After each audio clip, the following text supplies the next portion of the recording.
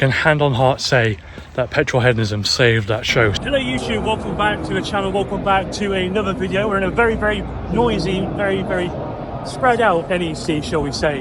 We're actually here as our annual visit, but this year we're actually going to see if it's actually worth the money.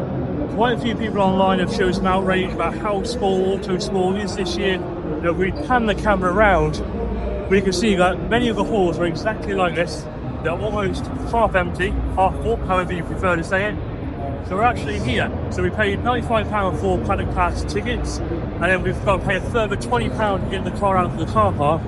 So before we've even spent any money on any merchandise or any food, we're already £100 in. So let's see if it is good value for money.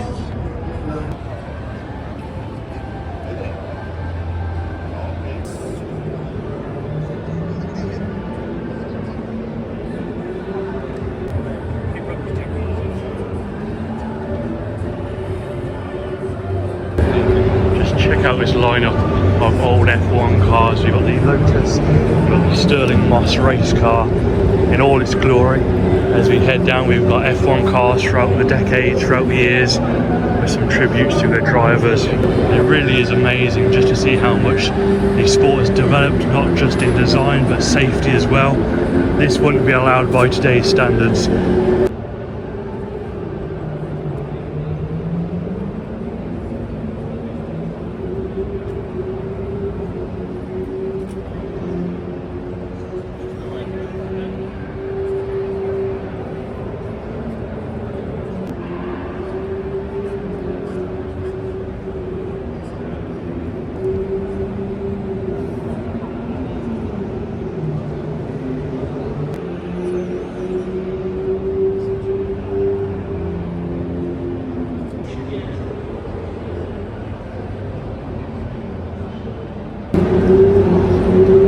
Head on down the line, here's an iconic car you might remember, the Lewis Hamilton MP23 Mercedes McLaren.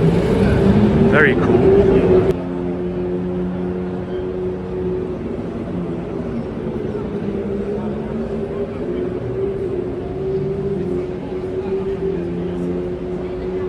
And here is Daniel Ricciardo's McLaren in all its glory.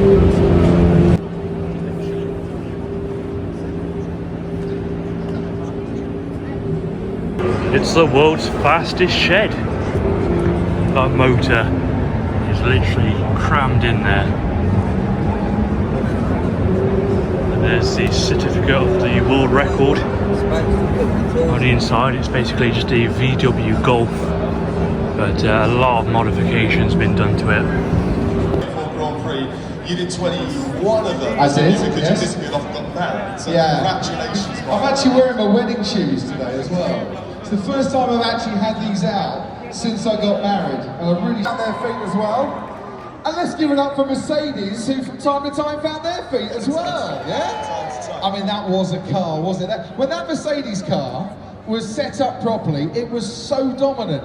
But, you know, trying to set it up properly to go and win races, to go and compete, a bit like trying to find a clean sheet for West Ham at the moment. Ooh. Just isn't happening, is it? They were great in the cold, weren't they? They'd love it out here, that Yeah, they were. Any Villa fans in here today, by the way?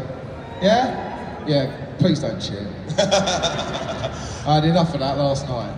I'm going to leave you to do a full-on review there, but it was a decent season. It was a great season for us as fans to watch it as well. And I know that 2025, it could go either way. Hopefully it's going to be another great season, an epic season before the season changes, the reg changes coming in 26. Yeah, look, I think 2025, look, on paper, has all the hallmarks of being an absolute classic. But that's on paper, we race on tarmac, so who knows what's going to happen there. If that happens, then we might not get as much overtaking. But variety is the spice of life, as far as I'm concerned.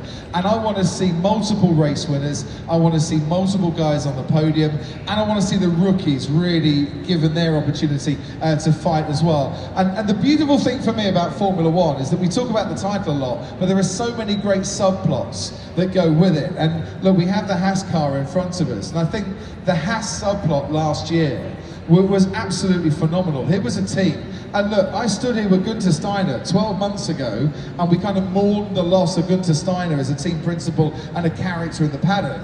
But Aya Komatsu came in and did a phenomenal job at Haas. by taking things back to basics, by being simple, by saying, right, what are our problems? Mainly, it's our rear tyres that are overheating, so we need to find a way to stop the rear tyres overheating, because that's costing us in races. And they went to testing and they pounded around and they got their race set up spot on as far as they could, and got points as a result of it. And Nico Hulkenberg, championship had gone.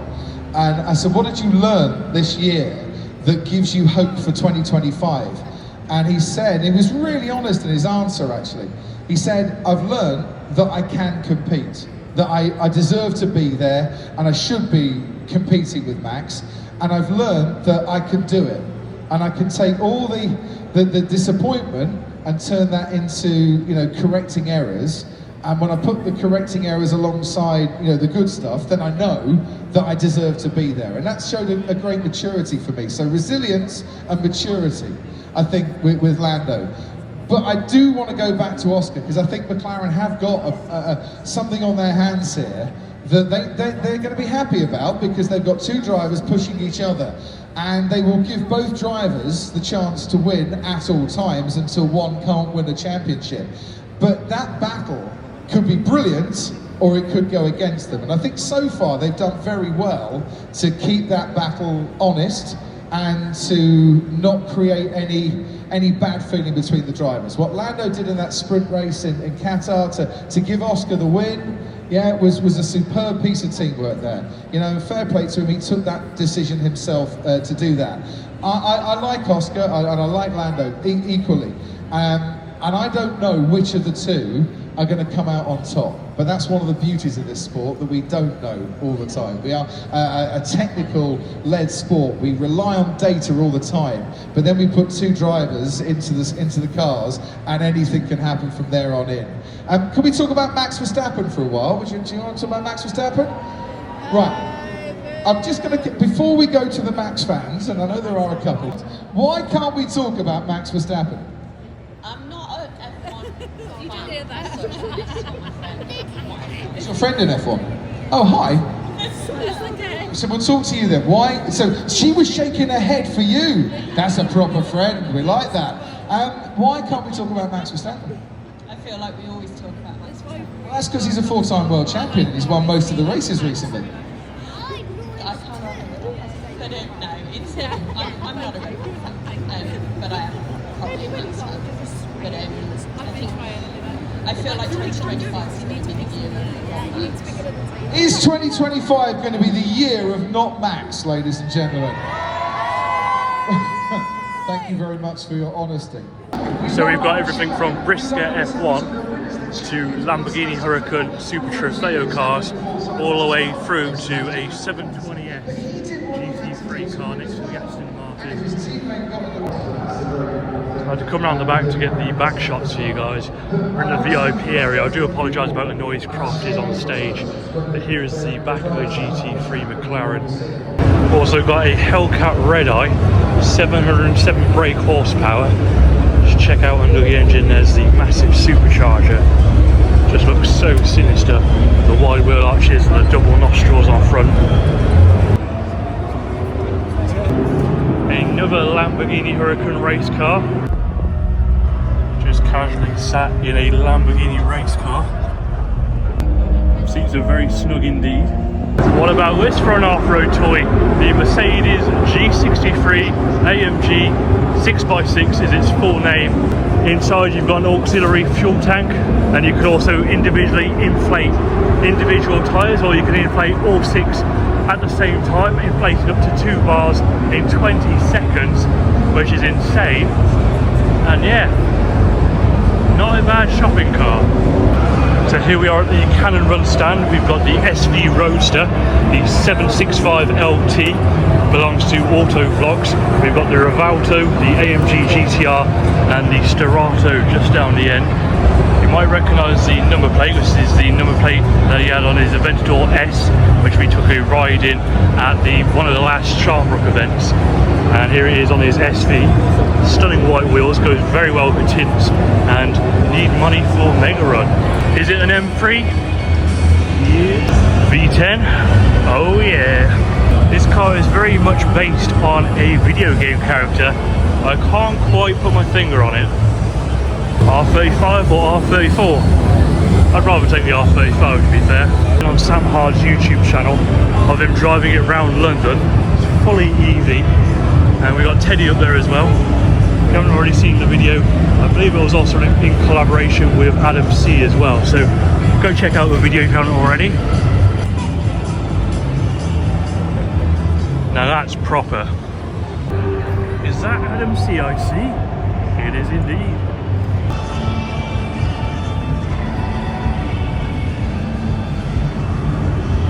We've got Yorkshire Car Restoration making their way up to the stage right now with Sam Hard of Hard Up Garage. Here you go, here's the mics, boys. Got an amazing Opel Manta that's just been restored, gone through the whole process at Yorkshire Car Restoration. We're here all day, every half an hour bringing out cars to the stage. Get on the stage that side, boys. We've got to It's get on the half 10, stage. it's time for action. Sam Hard, how you doing? Autosport, I've never been to Autosport in my life. I am absolutely buzzing. The halls, the stuff to do, the family entertainment is phenomenal. You've got so much to do. I've never seen these little drift cars as well on the floor. This is remarkable. Did you not see them at Petrolism Underground in Wembley last year? I was hosting for 6 hours a day, Chiro. Well, we keep Sam busy at all the shows. Jump up on the stage. We're going to leave you with Yorkshire Car Restoration for the next 25 minutes, half an hour.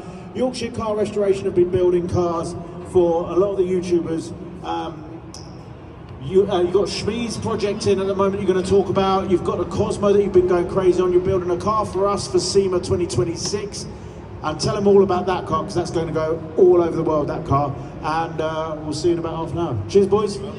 Ladies and gentlemen, welcome to Autosport 2025. This is the way to kick off 2025 and one of the biggest shows at the start of the year with the Yorkshire Car Restorations, guys. How's it going? It's good, yeah. I mean, we came to this show last year as just guests. This year we've been invited, and I think that's on the back of all the creators and everything we do. There's a lot of guys in here that we've been talking to that actually watch our videos, so fantastic for us and absolutely superb. I think the best part about your video is it appeals to everybody, you know, not just the young lads that like cars growing up, or your granddad had a car that related, but because you're intertwining yourself with the YouTubers, what you're getting is the follow and the piggyback off that as well. You know, you're really taking things to new levels, right? Yeah, well, we're trying to get the YouTubers on board to obviously let people know that Yorkshire Car Restoration actually exists. Now, we're just over there in the corner. We've got a Mirage Countach, we've got a one of two in the country Mazda Cosmo, and we've also got the GTR R35, which I was dailying for some sort of reason, but anyway, that's a different story. But we're trying to get all of the creators involved, so it sort of like gets us out there, but we're also helping the creators as well, because we enjoy teaching people how to do things. I mean, Shmee 150, he came down to our unit in his brand new Ferrari, probably, you know, putting masses of miles on this brand new car.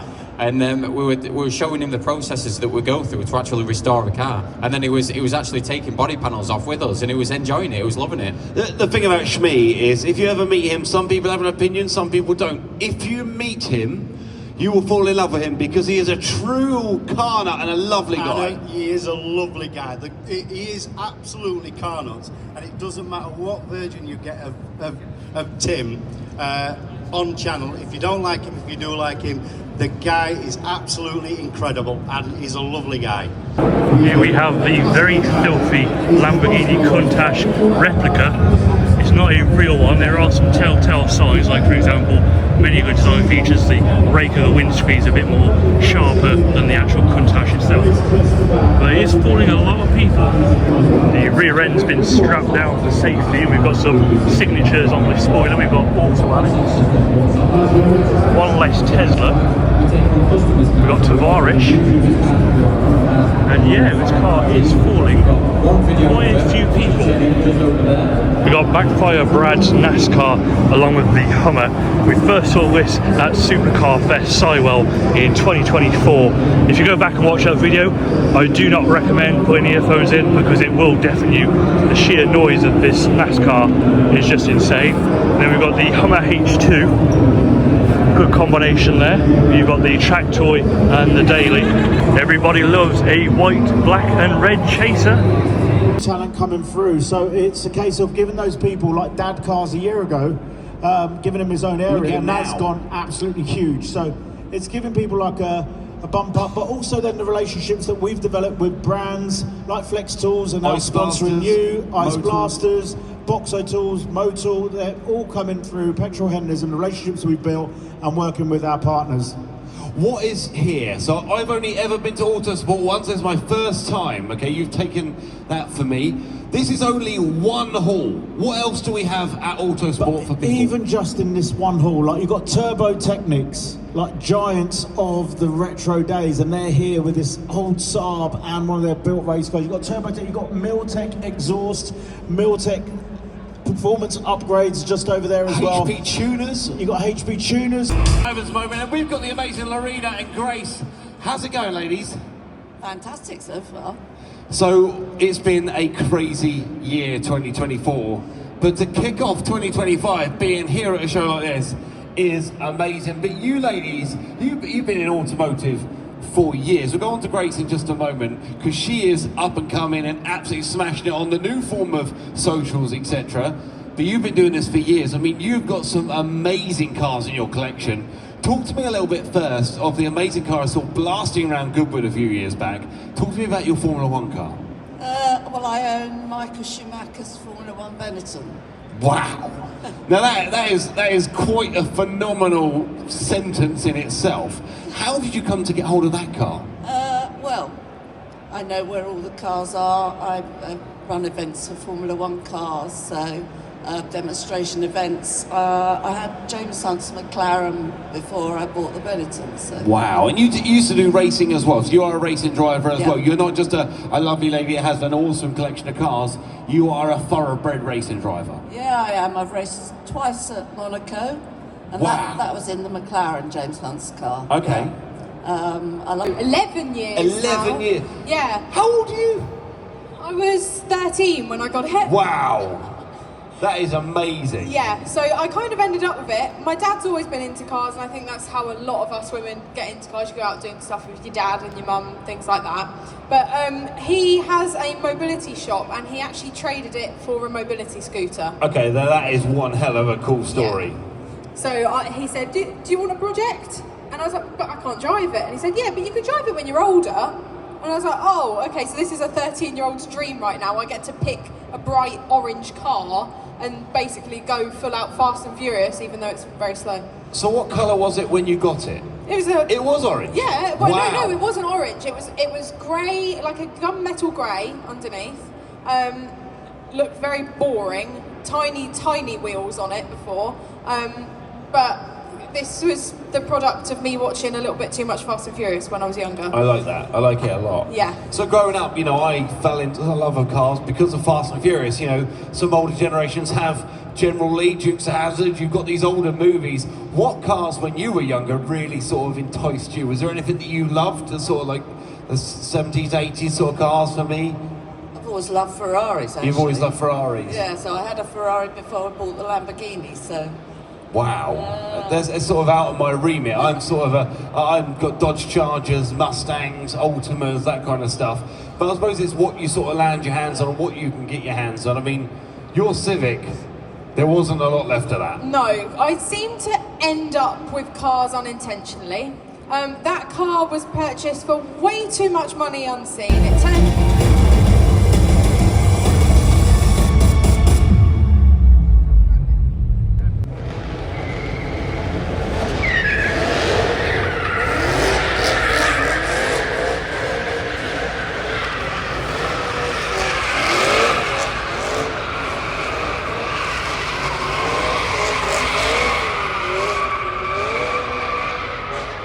Yes, Autosport 2025, welcome to the show. We are back, and I want to welcome our DJ Adam B on the decks at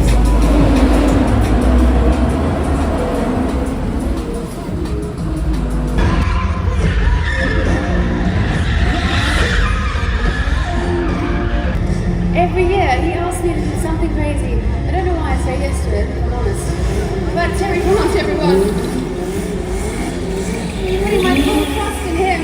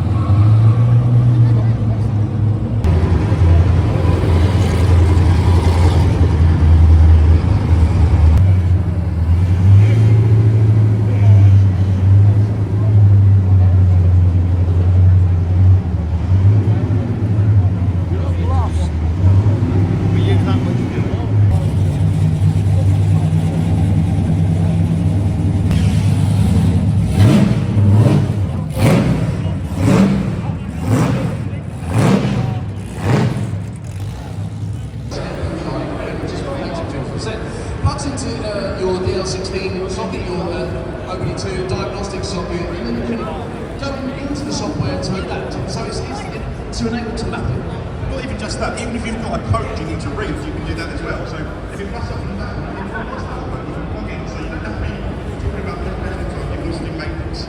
Now you're probably thinking, why am I bringing you on stage to talk about this? Because when I turn it over, it's going to be interesting. This has been signed by Oscar Piastri himself. Not just once, but separately. In here, there is the device itself, and he signed it as well. We're going to be giving this to one of you lucky people. Now, we're going to make you work for it. This is a very, very special item. I'm sure you're aware of that. This is where they all decide to get off stage. So we are fresh back from Autosport, and what can I say? I am just extremely disappointed. If it wasn't for petrol hedonism, we would have done the whole event with under an hour. The halls were, you could probably see from people's photos online and also the background of my video, half of the halls were empty, they were fenced off, and considering how big it was last year, where we went straight through, we could tell instantly that it was a very watered down event compared to previous years. And that's where it all started, essentially, was going around and noticing that there wasn't anything there for families. There's a lot of disappointed faces, and for good reason. You know, if you want, for example, paddock pass, you pay £45 per person. So for two people, that's almost £100, plus you've got $18.95 just to park. So you spent over £100 before you even get through a door. Now, paddock pass, you used to be able to go into a paddock, drivers would talk to you, they'd interact with you.